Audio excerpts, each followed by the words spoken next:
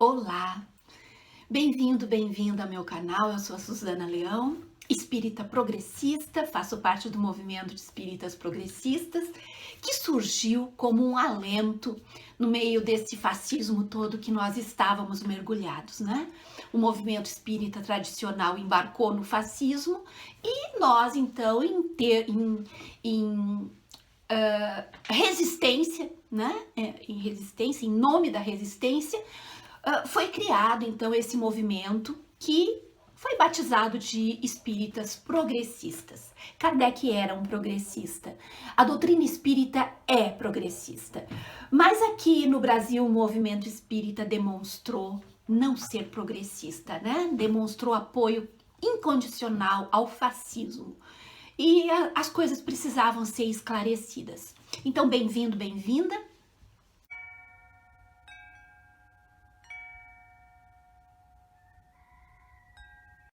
Nós estamos vivendo agora um momento de alegria, um momento de felicidade, né? Que a democracia no país está sendo resgatada aos poucos. Lula, que poderia agora estar aposentado, vivendo seu momento assim de família, né? Resolveu dedicar mais tempo da sua vida, que já foi totalmente dedicada ao coletivo, vai dedicar de novo ao nosso país. A alegria que eu senti nesse momento agora da eleição foi indescritível, porque o sofrimento que havia sido instalado, né, nos nossos corações, no nosso país, ele foi tão grande, ele foi tão cruel, né? Ele foi cruel, ele atacou as famílias, ele destruiu amizades. Então foi um momento assim de muita perda, de muito sofrimento, de muita dor, muita violência, agressividade. Eu me lembro que nós estávamos fazendo, eu vou mostrar depois para vocês, vou publicar na comunidade só para vocês verem. Eu me lembro que nós estávamos acompanhando a apuração dos votos e antes de abrirem realmente os votos do Nordeste, nós estávamos muito atrás. E uma pessoa, um espírita bolsonarista, comentou algo aqui na nossa comunidade do meu canal, uma coisa tão podre, tão... Nossa, eu li aquilo várias vezes, eu li, gente, será que eu tô lendo isso de verdade? Será que isso tá acontecendo? Ele comemorando antecipadamente, como se eles tivessem ganho a eleição, mas ele dizendo coisas tão horrorosas, me xingando de coisas tão horrorosas. Eu pensei, isso não é normal, na verdade, isso não é normal. Nós sabemos, eu já li aqui para vocês alguma coisa sobre as seitas, né? Eu fiz um vídeo curtinho, superficial, não foi nenhum tipo de aprofundamento científico, mas tudo leva a crer que esse bolsonarismo, que esse miliciano, ele lidera uma seita religiosa, porque os crentes lá, e muitos espíritas também, né? Alguns católicos também, e uma seita política, né? Porque o fascismo, ele é um movimento político. E aí eu fiquei pensando, gente, o que acontece? O que leva uma pessoa para esse nível? O que faz com que uma pessoa desça tão baixo, né? Eu fui pesquisar a respeito do fanatismo, o que leva uma pessoa a ser fanática. E é muito interessante, gente, porque o fanatismo, ele pega pessoas que têm tendência a esse tipo de mergulho cego em alguma coisa. Por quê? Porque a constituição dessa pessoa, tanto caráter como constituição cerebral mesmo, neural, é frágil. É como se fosse uma pessoa que tem facilidade a se viciar em alguma coisa. É um tipo de dependência psíquica. O fanatismo é uma dependência psíquica como o vício em drogas. Por quê? Eu vou ler aqui um parágrafo para vocês terem aqui, ó. Eu vou disponibilizar o link desse artigo, é um artigo bem curtinho. Eu li outros mais longos, mas por uma leitura mais superficial, ninguém tá querendo aqui estudar, né, os detalhes mais profundos da psicologia, mas só pra gente ter uma ideia, tá? Olha, alguns estudiosos indicam que um dos fatores que pode desencadear os comportamentos fanáticos é a dopamina, um neurotransmissor intimamente vinculado à forma como manifestamos as emoções e que se ativa quando o organismo obtém uma sensação de prazer. Foi descoberto que sua ativação é proporcionalmente mais potente quanto mais inesperada é a recompensa, o que o cérebro rapidamente se acostuma a essas recompensas neurológicas. É um vício, né, gente? Tu recebe a dopamina, o teu cérebro entra num processo de euforia, prazer. É prazer, gente. É como um prazer sexual, né? É prazer, porque existem várias formas de tu obter prazer. E que o cérebro rapidamente se acostuma a essas recompensas neurológicas. O impulso de seguir buscando-as, por isso o fanatismo. Com a vitória do time, daí a pessoa pode ser fanática pelo time, com a preponderação das visões políticas, fanática da seita miliciana e etc. Existem vários tipos de fanatismos, não deixaria de ser um impulso neuroquímico. É um impulso neuroquímico que desperta no cérebro esses neurotransmissores, a dopamina, e a pessoa entra num êxtase, é como um orgasmo. É como um orgasmo. Por outro lado, psicólogos especializados em comportamentos violentos afirmam: é mais fácil que um fanático mude o foco do seu fanatismo do que passe a adotar um comportamento tolerante. Isso estaria associado a uma estrutura mental adquirida, permeada por distorções cognitivas. É importante que a gente perceba que as pessoas que entraram na seita miliciana entraram porque têm propensão neurológica a isso, né? Eles são pessoas propensas. Então, é mais fácil que eles troquem, que se tornem fanáticos religiosos, que se tornem fanáticos do time, que montem uma torcida assassina, ou que se tornem racistas dentro de um clube racista, ou que se tornem... enfim, tem coisas muito horríveis que pode acontecer, né? Então, pra gente não criar ilusões, né? Que essas pessoas vão se tornar democráticas e vão começar a ver o mundo de outra forma e vão participar da sociedade de outra maneira. Não. Infelizmente, essas pessoas que estão dentro dessa seita provavelmente já vinham vindo de outros fanatismos, né? E aí encontraram na seita muito mais recompensa cerebral, né? Porque o miliciano fazia diariamente, ele instigava essas pessoas diariamente, ou seja, premiava aqueles cérebros, aqueles organismos frágeis, premiava diariamente com aquelas coisas que ele fazia, as agressões que ele fazia. Então, a gente se engana de pensar que aquelas pessoas estavam cegas. Não, elas não estavam cegas. Elas estavam vendo tudo aquilo e sentindo prazer com aquilo. Elas sentiam prazer. Elas tinham dopamina injetada nos seus organismos, no seu cérebro, né? Então elas estavam se dopando com o miliciano, se dopando e sentindo prazer. Cada coisa horrorosa que ele fazia, elas ficavam cada vez mais ligadas a ele e ligadas à seita, porque é assim que funciona. É muito triste, é muito triste. É triste saber que tem pessoas da nossa família assim, é horrível. Mas é a realidade, né, gente? Então, infelizmente, é isso. Essa encarnação é deles, né? O livre-arbítrio é deles, eles que vão ter que caminhar, eles que vão ter que resolver esse tipo de coisa. Eu me lembro que e ele era uma pessoa reacionária, terrivelmente reacionária, que era o Nelson Rodrigues, um dramaturgo muito famoso, que na minha adolescência eu acompanhava muito o trabalho dele.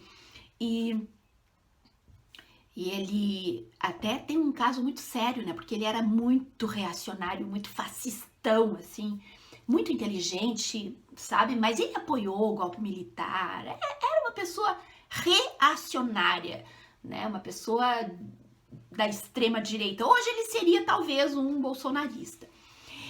Mas ele dizia isso, porque ele era um homem culto, né? Culto, muito culto. E ele dizia que o moralismo, o puritanismo, o conservadorismo, mesmo ele sendo uma pessoa muito reacionária, ele não era um moralista, todos esses ambientes, né, onde as pessoas ficam fanáticas por alguma coisa, fanáticas pela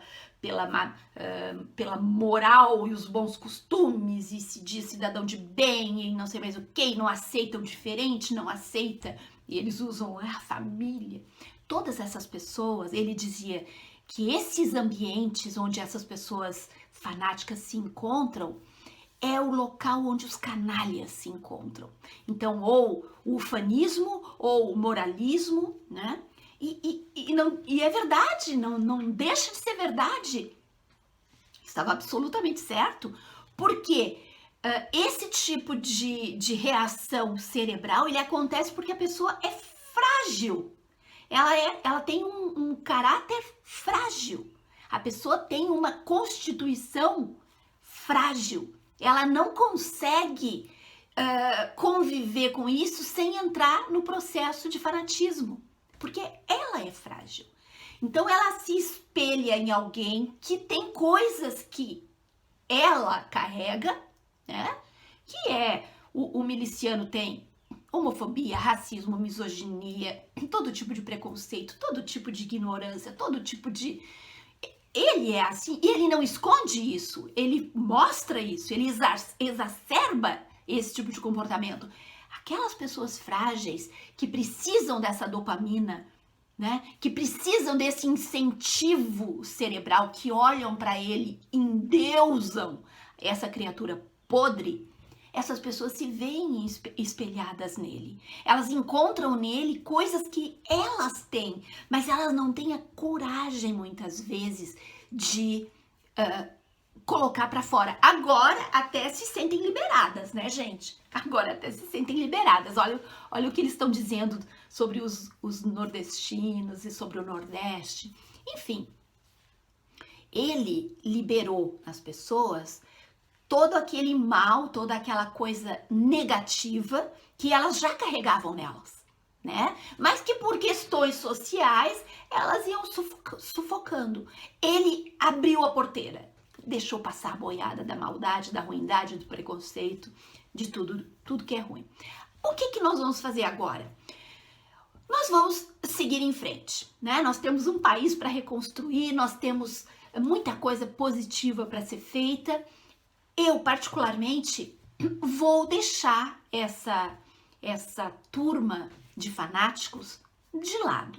Vou continuar respondendo todas as maldades que colocarem aqui no meu canal, mas eu vou deixar essa turma de lado.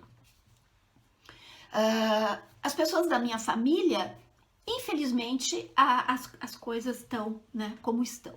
Eu vou fazer o que tem que ser feito, tipo assim, de vez em quando ligar para ver se tá tudo bem, porque, enfim, isso faz parte da minha necessidade mesmo como ser humano.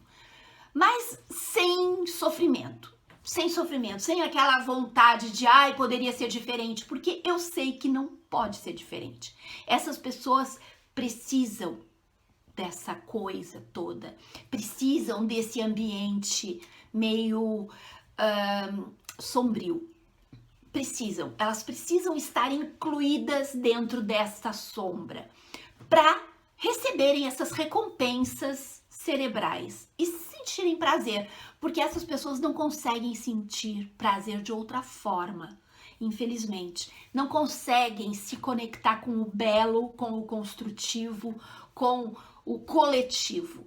Não, porque elas são pessoas assim, egoístas, egocentradas, elas são pessoas cheias de preconceitos. Se vocês pararem para observar, tentem observar de uma forma crítica, vocês vão ver como essas pessoas têm preconceitos, né?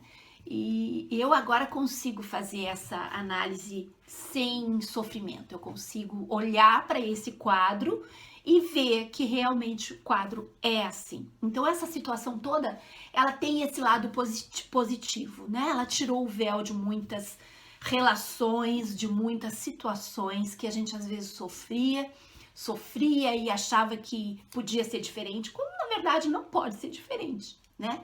Uma das coisas positivas também, eu vou mostrar aqui para vocês, eu sempre tive essa bandeirinha aqui na minha estante, mas desde que essa seita começou a usar olha só, essa pequenininha que era do meu filho, do Davi, daí ele usava essas duas assim, ó.